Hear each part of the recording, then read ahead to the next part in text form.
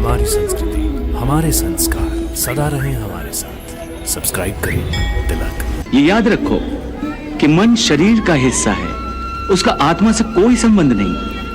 आत्मा यदि रथ में बैठा हुआ रथ का स्वामी है, तो मन शरीर रूपी रथ का सारथी है।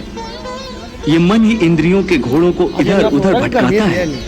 कभी यौवन के आवेश में यही चंचल मन मनुष्य को इस भ्रम में डाल देता है कि वो सर्वशक्तिमान है, वो सब कुछ कर सकता है, वो यहाँ का राजा है जिसके आगे हर कोई झुक जाने पर विवश है और जिसे हर कोई प्रणाम करता है।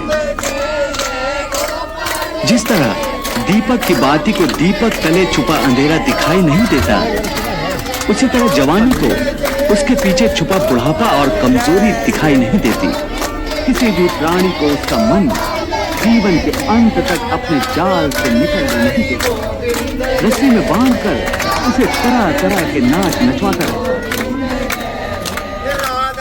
वो जीव को इतनी फुर्सत भी नहीं देता कि वो अपने अंतर में झांक कर अपनी आत्मा को पहचाने और आत्मा के अंदर जिस परमात्मा का प्रकाश है, उस परमात्मा का साक्षात्कार करे। हे केशव, ये सब मानकर भी कि आत्मा नित्य, सनातन और अजन्मा है, उसे शस्त्र नहीं काट सकते, आग नहीं जला सकते, फिर भी प्राणी की आत्मा को दुख सुख, शोक खुशी, मान अपमान, पीड़ा और आनंद का एहसास क्यों होता है? हे पार्थ, मैंने पहले ही तुम्हें बताया कि सुख दुख का आभास करना आत्मा का नहीं, शरीर का काम है। परंतु केशव, शरीर को दुख या पीड़ा तभी होगी जब शरीर को कोई चोट लग जाए या उसका कोई अंग कट जाए। जैसे शरीर आग में जल जाए, उससे जो पीड़ा होती है वो तो शरीर की पीड़ा है। परंतु मान हानि होने से जो दुख होता है या मान होने से जो आनंद आता है, उसमें तो शरीर को कोई चोट नहीं पहुंचती। वो मान हानि का दुख, वो अपकीर्ति की पीड़ा तो आत्मा को ही होती है ना? नहीं अर्जुन, ये कीर्ति अपकीर्ति, मान अपमान, ये लाभ हानि, ये जीतने का आनंद अथवा हारने की पीड़ा, ये भी आत्मा को नहीं होती। ये आत्मा का काम नहीं है, ये तो मन की शरारत है। मन की शरारत, इसका क्या अर्थ है केशव? तिलक प्रस्तुत करते हैं दिव्य भूमि भारत के प्रसिद्ध धार्मिक स्थानों के अलौकिक दर्शन। दर्शन दो भगवान, केवल तिलक पर। पार्थ, प्राणी के शरीर का एक अदृश्य अंग है मन, जो दिखाई नहीं देता, परंतु वही सबसे शक्तिशाली हिस्सा है शरीर का। ये याद रखो कि मन शरीर का हिस्सा है, उसका आत्मा से कोई संबंध नहीं। आत्मा यदि रथ में बैठा हुआ रथ का स्वामी है, तो मन शरीर रूपी रथ का सारथी है। ये मन ही इंद्रियों के घोड़ों को इधर उधर भटकाता है। कभी यौवन के आवेश में यही चंचल मन मनुष्य को इस भ्रम में डाल देता है कि वो सर्वशक्तिमान है, वो सब कुछ कर सकता है, वो यहाँ का राजा है जिसके आगे हर कोई झुक जाने पर विवश है और जिसे हर कोई प्रणाम करता है। जिस तरह दीपक की बाती को दीपक तले छुपा अंधेरा दिखाई नहीं देता, उसी तरह जवानी को उसके पीछे छुपा बुढ़ापा और कमजोरी दिखाई नहीं देती। परंतु जब शरीर के दीपक में यौवन शक्ति का घी जल जल कर समाप्त होने लगता है और दीपक तले छुपा अंधेरा बढ़ने लगता है, तो मनुष्य घबराकर चिल्लाने लगता है, मैं बीमार हूं।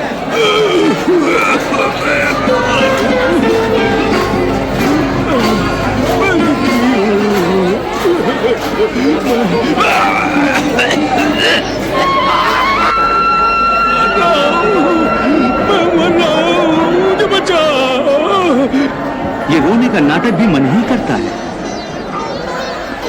हे अर्जुन, मनुष्य को मैं के घमंड की मदिरा पिलाकर मदहोश करने वाला पाखंडी केवल मन है।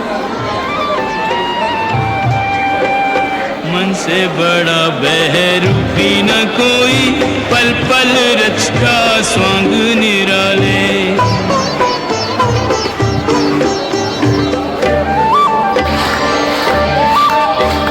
माया ममता में उलझा रहे वो, पड़ जाए जो पाले।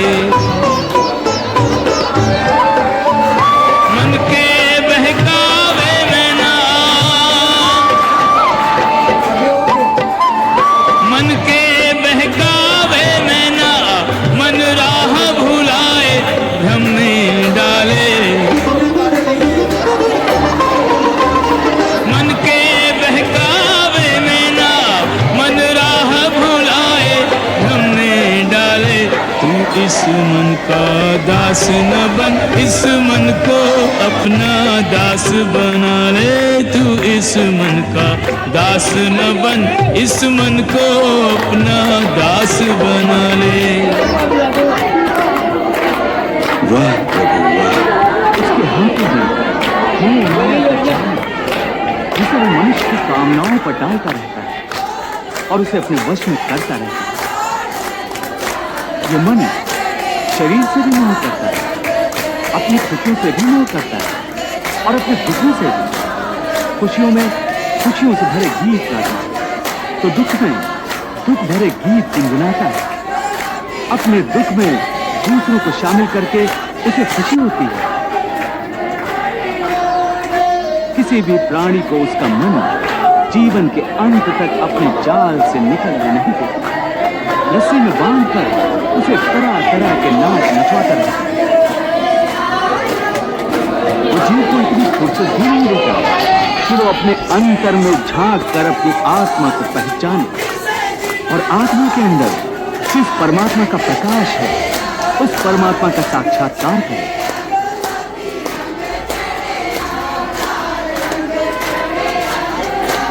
हे संजय, अपने परमात्मा की प्राप्ति की इच्छा प्रत्येक मनुष्य को होती है। मेरे मन में भी ये इच्छा है,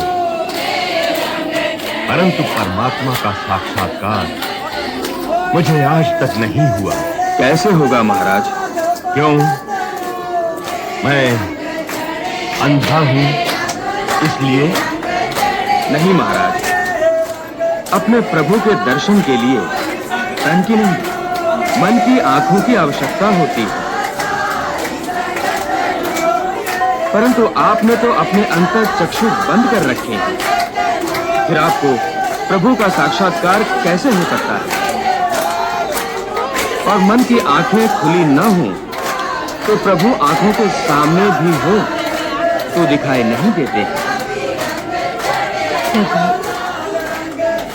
ये संजय कैसी उलझी उलझी बातें कर रहा है? जो उसके मन में है उसे स्पष्ट रूप से क्यों नहीं कहता? देवी, संजय ईश्वर पर आस्था रखता है, वो भगवान श्री कृष्ण का भक्त है और दूसरी ओर वो महाराज धृतराष्ट्र का सेवक भी है। इसलिए उसे अपनी भक्ति और अपना सेवा धर्म दोनों ही निभाना पड़ रहा है। न तो वो अपने भगवान श्री कृष्ण के प्रभुत्व के विरुद्ध कुछ कह सकता है और न ही अपने स्वामी महाराज धृतराष्ट्र की इच्छा के विरुद्ध। इसलिए वो खुलकर कुछ कहना नहीं चाहता। इस दुविधा के होते हुए भी संजय ने बड़ी चतुराई से सच बात कह दी कि भगवान के दर्शन के लिए तन से कहीं अधिक मन की आंखों की आवश्यकता होती है और महाराज धृतराष्ट्र तन और मन दोनों आंखों से अंधे हैं। संजय, तुम्हारी बातें भी श्री कृष्ण की बातों की तरह गोल मोल मेरी समझ में नहीं आती। तुम मुझे ये बताओ कि इस समय कुरुक्षेत्र में क्या हो रहा है? हे पार्थ, प्राणी के लिए आवश्यक है कि प्राणी अपने मन को काबू में करके अपने अंतर में झांक कर आत्मा को देखे। तब उस आत्मा के अंदर उसे परमात्मा का प्रकाश स्पष्ट दिखाई देगा।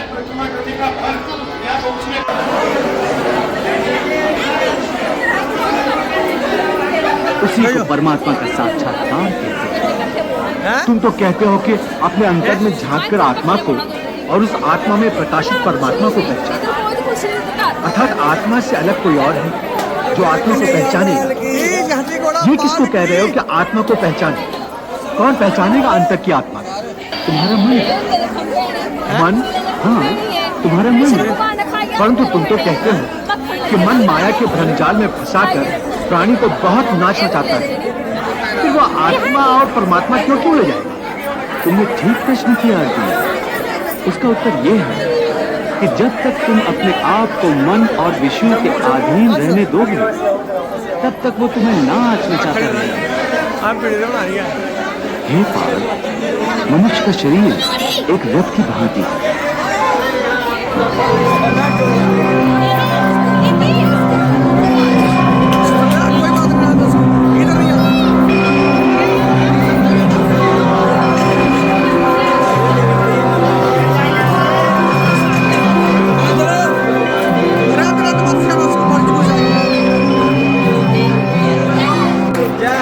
उस रथ के जो घोड़े हैं उन्हें मनुष्य की इंद्रियां समझो, जैसे आंख, नाक,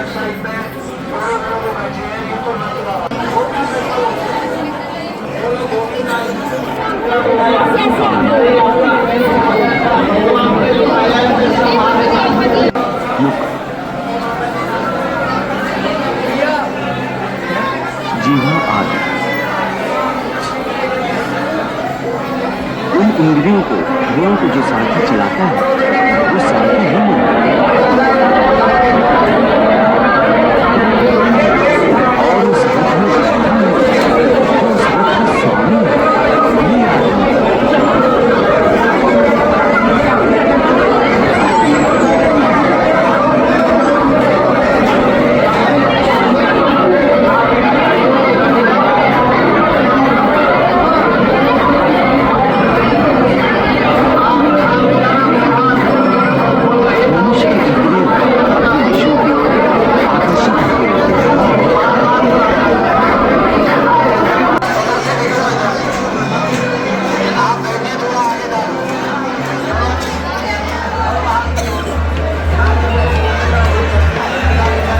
और उसका मन इंद्रियों को उनके विषयों की ओर ही दौड़ाता रहता है।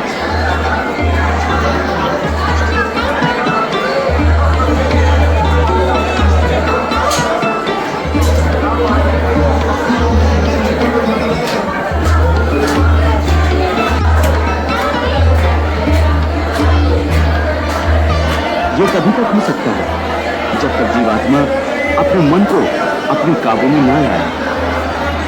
जब तक मन काबू में नहीं आएगा वो इंद्रियों को उनके विषयों की ओर ही दौड़ाता रहेगा।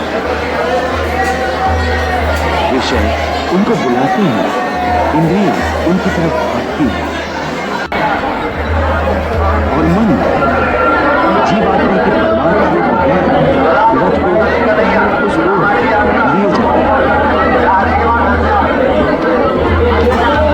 परंतु जब तुम स्वयं मन के अधीन न रहकर मन को अपने अधीन कर लो तो वही मन एक अच्छे सारथी की तरह तुम्हारे शरीर रूपी रथ को सीधे प्रभु के चरणों में ले जाएगा। मन है शरीर के रथ का सारथी, रथ को चाहे जिधर ले जाए।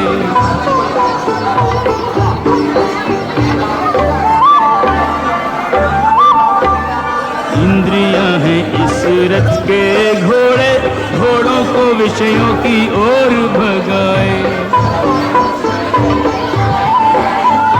आत्मा और शरीर के मध्य में,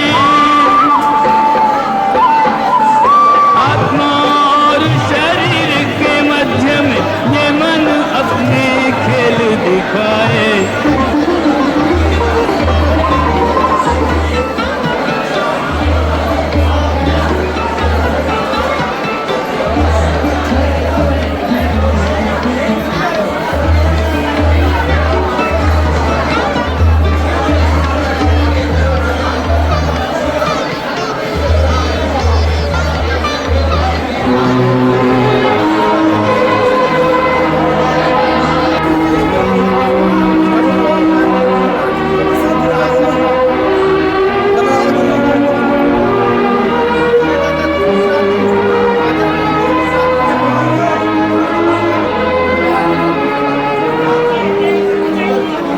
मन को वश में कर ले जो योगी, वो इसी रथ से मोक्ष को जाए।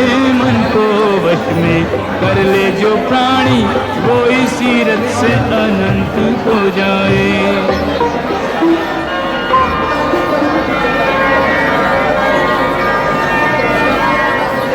इसीलिए मैंने कहा था कि मनेव मनुष्याणाम कारण बंधन मोक्ष, अर्थात यदि मन तुम्हारा स्वामी है और तुम उसके अधीन हो तो वो तुम्हें माया के बंधन में जकड़ता रहेगा, और जब तुम मन पर काबू पालोगे और उसके स्वामी हो जाओगे तो वही मन तुम्हें मोक्ष के द्वार तक ले जाएगा। हे मधुसूदन, ये कहना तो बहुत आसान है कि तुम मन पर काबू पालो, मन के स्वामी बन जाओ, परंतु यही तो सबसे दुष्कर कार्य है। हे केशव, मन तो वायु की तरह चंचल है। जिस प्रकार बहती हुई हवा पर काबू पाना असंभव है, इसी प्रकार इस चंचल मन को अपने अधीन कर अति दुष्कर काम। हे अर्जुन, तुम्हारा ये कहना सत्य है कि मन अति चंचल है, उसे अपने वश में करना बहुत मुश्किल है। मुश्किल है जनाब, असंभव है। नहीं अर्जुन, मुश्किल अवश्य है परंतु असंभव नहीं है। तुम्हारा कहना है कि मन को वश में करने का कोई तरीका, कोई साधन भी है? अवश्य है। क्या है वो तरीका? असंशयम महाबाहो मनो दुर्निग्रहम चलम अभ्यासेन तु कौन्ते वैराग्येन च गृह्यते। अर्थात मन को वश में करने के लिए उस पर दो तलवारों से प्रहार करना पड़ता है। एक तलवार अभ्यास की है और दूसरी तलवार है वैराग्य की। अभ्यास और वैराग्य? हाँ, अभ्यास और वैराग्य। देखो अर्जुन, अभ्यास का अर्थ है निरंतर अभ्यास। मन को एक काम पर लगा दो, वो वहां से भागेगा, उसे पकड़ कर लाओ, वो फिर भागेगा, उसे फिर पकड़ो। ऐसा बार बार करना पड़ेगा। जैसे घोड़े का नवजात शिशु एक क्षण के लिए भी स्थिर नहीं रहता, क्षण क्षण में इधर उधर फुदकता रहता है।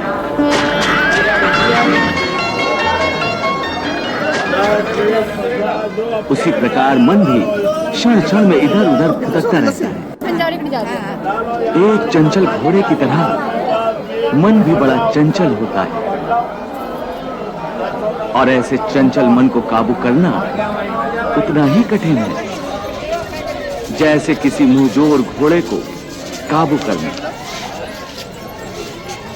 ऐसे घोड़े को काबू करने के लिए सवार जितना जोर लगाता है, घोड़ा उतना ही विरोध करता है और बार बार सवार को ही गिरा देता है।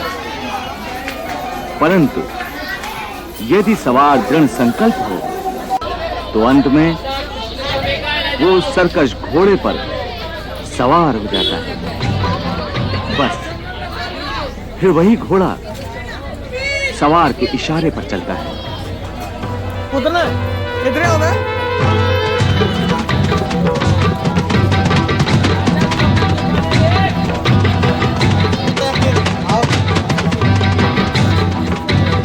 उसी प्रकार मन को भी नियंत्रण की रस्सी में बांधकर बार बार अपने रास्ते पर लाया जाता है, तो अंत में वो अपने स्वामी का कहना मानना शुरू कर देता है।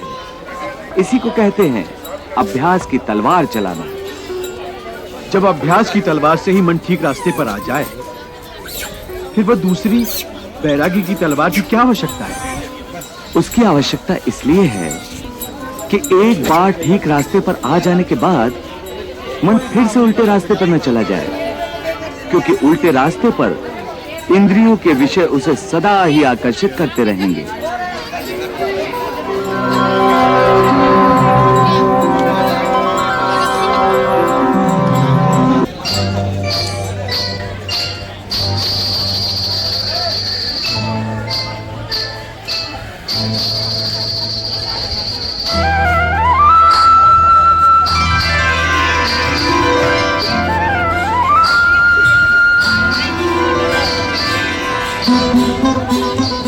मिथ्या, भोग, विलास और काम की तृष्णा उसे फिर अपनी ओर खींच सकती है।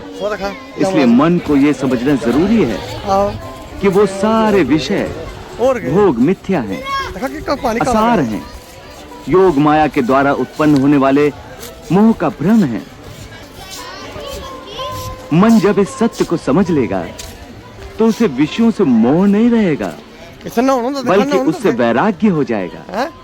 और यही वैराग्य की तलवार का काम है कि वो विषयों के मोह को काट के मन को सन्यासी बना देती है।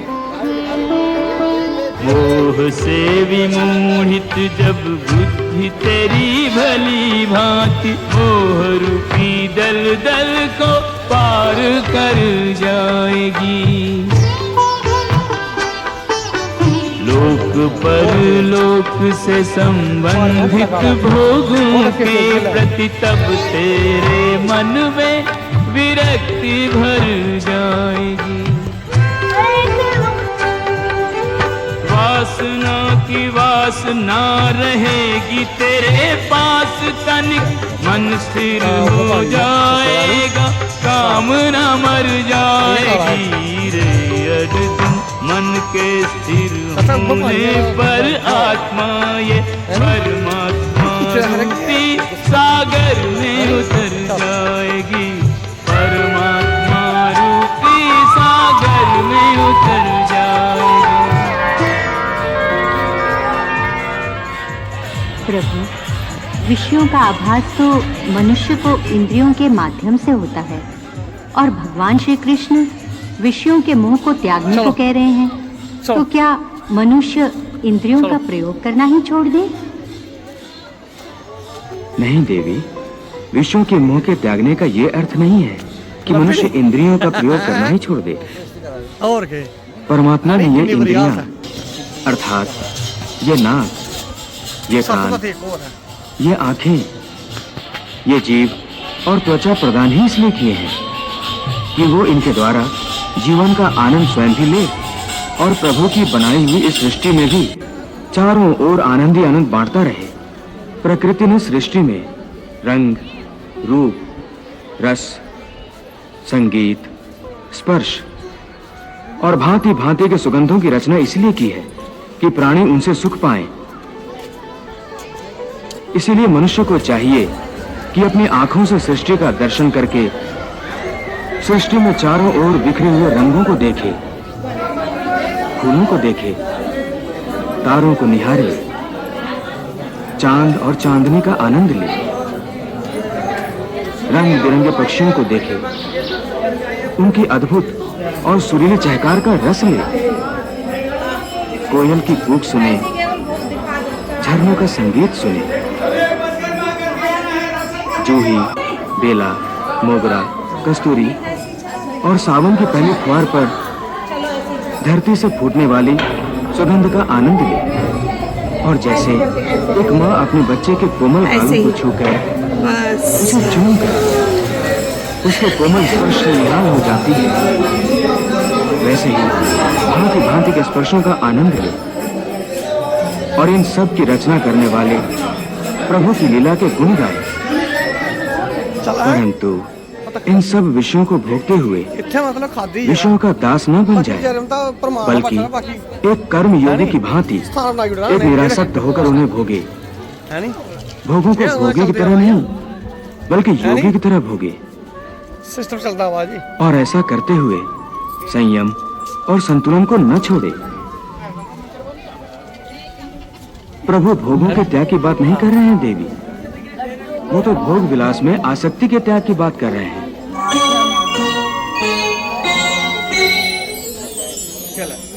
यही अच्छे है पूरा ब्रह्मांड खरे कुत्थे होने जगह बनाई उड़ी होने इतने दसो ना उन्हें मिट्टी खाते आहो की पता कुत्थे खाते होने मिट्टी चढ़ा लो है नी हां चल पूरा ब्रह्मांड हां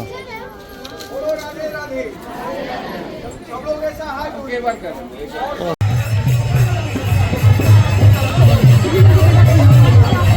सुबह भी आई थी सुबह तक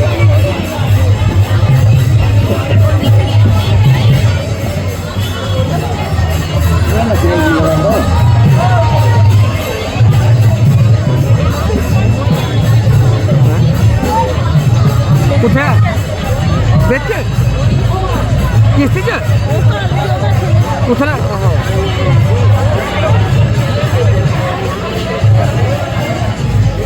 पंज प्लेट के कोई पता नहीं होता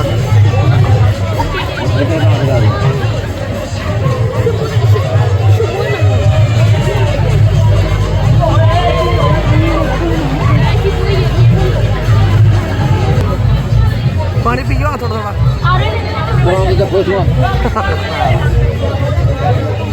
कालू पीछे बैठे सारे वो ना कोई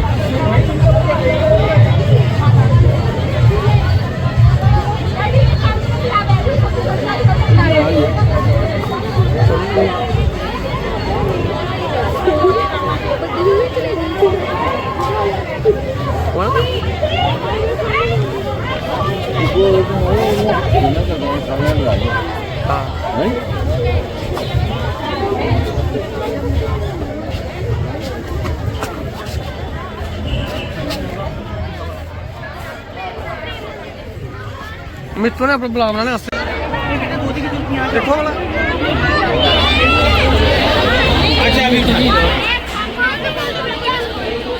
चल चल चल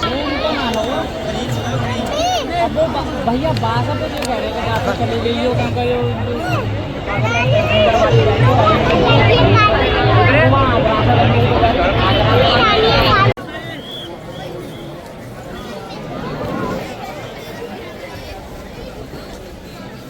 अब मैं बना दूँगा व्लॉग एक ही गड़ी नहीं ना इन्ना टाइम नहीं ना वापस साढ़े कोल पूरा ही मंदिर आना है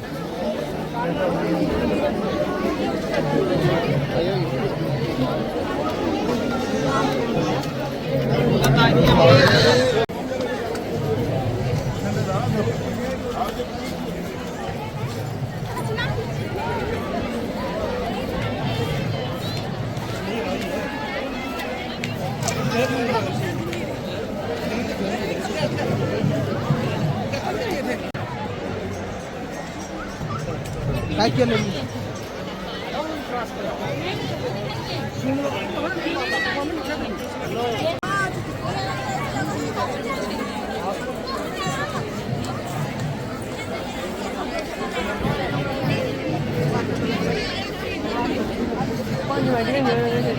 और क्या हाँ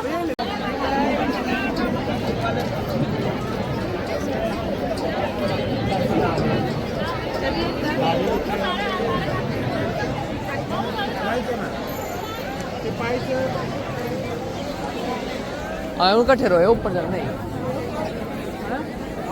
पहले पहले दर्शन करिए ना रश पे ना अंदर और के जल्दी जल्दी पहले अंदर दर्शन करिए ना